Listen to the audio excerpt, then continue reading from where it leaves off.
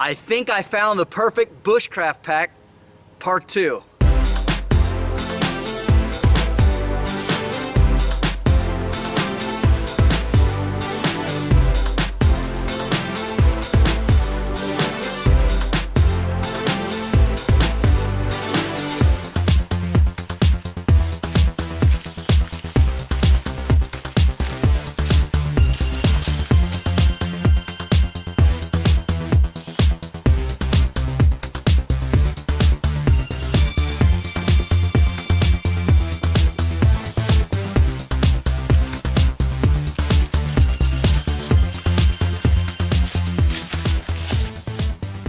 This is the Savotta Jaeger backpack. It is an improvement on the Light Patrol border pack that was originally made for the Finnish border patrol guards. It's roughly 25 inches tall, about 9.5 inches wide, and about 7 inches roughly from front to back. And as you can see, it has webbing all over it for both PALs or Molly. Has some nice pockets. I've got my cold steel shovel there on the side, as well as some of my food, canteen, and over here my gloves and my hatchet, of course, and a saw, and some other things. I'll show you what that is here in a minute. So let's talk about what makes this such a great backpack. Not only the size, of course, the shape. It's very narrow. It's designed that way on purpose so it doesn't get in your way when you're going through the woods, going between trees, rocks, different obstacles. It also, of course, has a lot of this PALS or Molly strapping, webbing, whatever you want to call it, to attach different pouches. What I've found over the years, the many backpacks that I have used and owned, is so many of them, by the time you get different pouches attached for different tasks that you want to do or different trips depending on the season, is they ended up so wide, you had so much stuff hanging on it that it made it nearly impossible to carry through the woods. Just became bigger and bulkier. And of course, as anyone knows this, than any amount of hiking and backpacking, the more gear you can pack, the more gear you will pack. And so a very large backpack is going to get stuffed full most of the time. Now, I understand this is not an expedition size pack. This isn't something that you would use in the winter time, for instance, because a lot of the clothes that you bring in the winter are very big and bulky and they take up a lot of space. But this pack here, for most of your 3 seasons and for bushcrafting, is far more than adequate. It does a great job. It carries the weight very well, and I've got this packed for a decent fall trip. So basically the rule of thumb is that your pack should only weigh no more than 25% of your body weight. And so this pack, as it is right now, it doesn't have any water in the canteen at the moment, but it weighs about 42.5 pounds, which is very easy for me to carry. I've carried a lot more weight than that. And depending on what I carry, normally it's in the 25 to 30 pound range, but I've got it packed up for a fall trip. And so the biggest problem with camping in the fall, backpacking, bushcrafting, anytime you're out away from your home, is that you never know what the weather's going to do. It's actually very beautiful today here in southern Ohio. It's supposed to be in the 60s, but then again in the next couple of days they're calling for snow and ice. So when you're out bushcrafting, backpacking, camping, you never know what's going to happen, and you wake up one morning and it's just bitterly frigid cold. And the 2 things that you have to do, of course, in survival and bushcraft is you want to be able to sleep well at night and you need to be able to collect and purify water. Those are the 2 most important things to be able to keep in mind. So let's go through this pack and show you what I've packed, what I carry in it for a fall type scenario, fall camping trip. So we're going to start from the top down. On the very top here, I have a small Maxpedition case, which was originally designed to carry a battery pack. But I have a really small headlamp that I carry in here, and it is the Petzl Zipka, and this is actually inside of a Tic Tac bottle.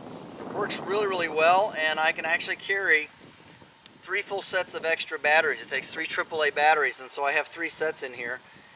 plus the headlamp, and it fits really well, and it keeps it right up on top where it's easy to access and it doesn't accidentally get turned on. That's a very important feature and something you might want to try at some point.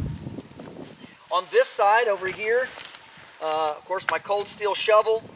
In this pouch here, I have a roll of Gorilla Tape, the 1-inch tape, still in the package.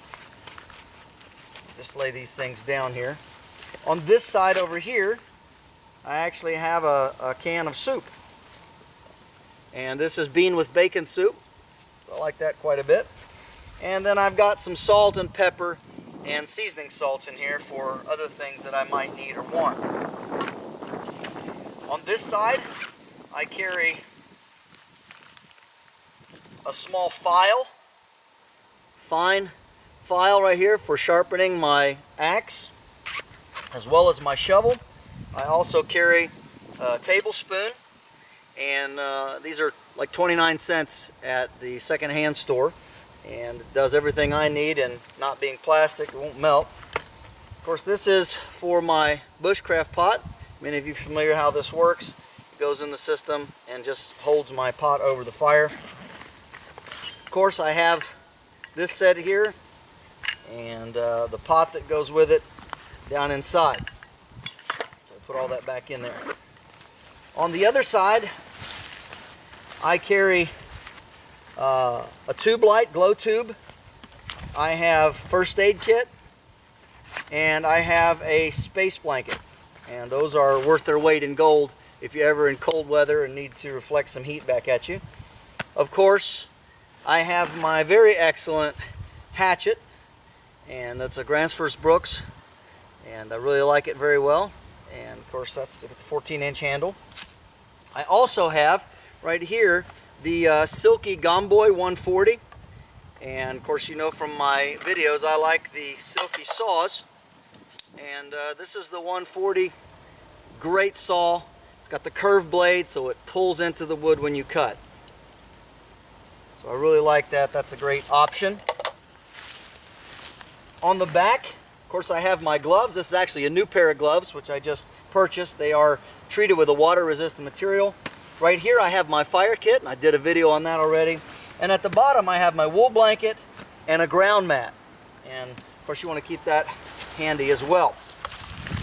On the front side I have my paste beads for navigation, and then a roly-poly dump pouch also made by Expedition. And inside of here I have an extra cloth cotton bag. And of course, what this is great for is not only for collecting nuts and berries and things, but if you're processing acorns and you want to crush the nuts and leave them in the flowing water of a stream, or just to soak them somewhere, that's really good to keep the meat of the acorns together so you don't lose it, but still allows water flow. I have an emergency whistle attached close here where I can put it to my mouth. And right here also I keep my compass. This is the Sunto compass with the global needle on it. Many of you are familiar with this. And then I also carry a pair of foldable sunglasses. And this is something you don't see a lot of people talk much about, but this is a very, very important thing to have. Not just being sunglasses, but eye protection in general. They are not very stylish. They are a surplus item. But what's nice about it is they fold up super flat, and then they fold open like this, and you wear them, of course. But it gives you kind of all-around protection from dust and wind, debris, and be nice if they were clear, perhaps, for traveling through the woods at night, because that's something that you don't want to do, is get a stick in the eye. So that's a very handy thing to have, and I carry that in the front, again, where they're really accessible.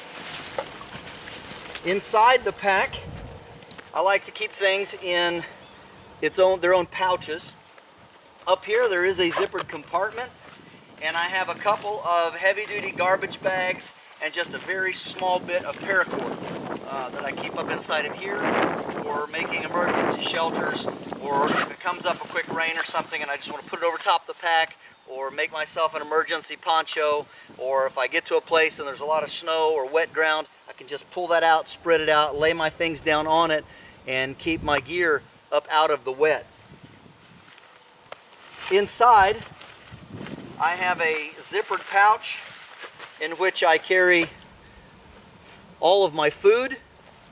I also have a fishing kit inside of here, and I'll probably do a video on that at some point. I also carry my Sawyer water filter in a plastic bag just to keep it separate from everything else if it gets damp. And then I have food in here. And what's really nice about having a food bag is in a lot of areas where I've camped, they're bare. And you need to be able to tie this up and hang it high enough in a tree that a bear can't get to it. And along with that idea, I have just a cheap carabiner attached to this side just to make that easier to lift high. I also have in this pouch, this is kind of a possibles pouch, and it has just some additional items inside of it that I might need. Toothbrush and toothpaste, just a small foldable travel kit with some dental floss. A lot of people forget to take that, and I don't know about you, but after a day or two out bushcrafting, camping, I really like to have my teeth cleaned. And some hand warmers, gear repair kit, and so forth.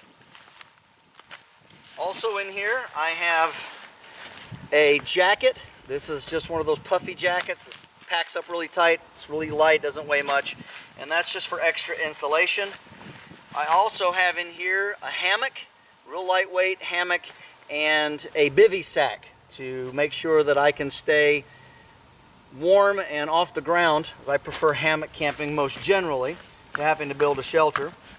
I also have in here a very old style military, heavy duty, these things weigh a lot, probably 3 pounds, but this is a heavy duty rubberized military poncho. And the US military used these, the German military did. You can still get these online. And it weighs a lot, but this is a great cover for shelter. You can make a really great and awesome quick shelter with this, plus you can wear it as a poncho, obviously. Then, one of the main items I have in here is just extra clothes. And I have a full set of course, underwear, socks, hat, gloves, a lightweight thermal top and bottom in here. And I always consider that to be a very important thing. And then I have a small gear kit that has some nails in it. It has extra things for sharpening my implements down here with. Has the puck, some of you are familiar with that sharpening stone. An extra flashlight, has some medication in it, not anything too serious, just aspirin and Tylenol, ibuprofen, stuff like that.